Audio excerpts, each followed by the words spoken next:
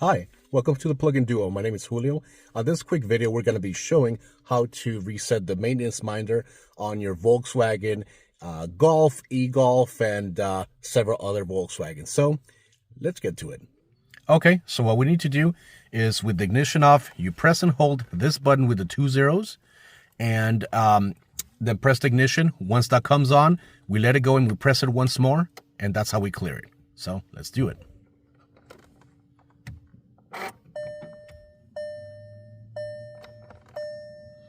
Service was reset.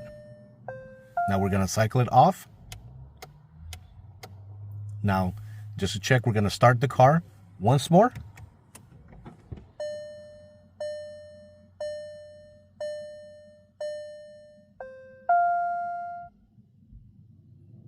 And the inspection due message is gone. So that's how you do it.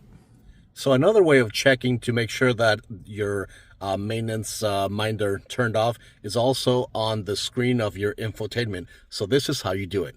You put car settings and you scroll down to where it says service, and it shows you when your next inspection is due.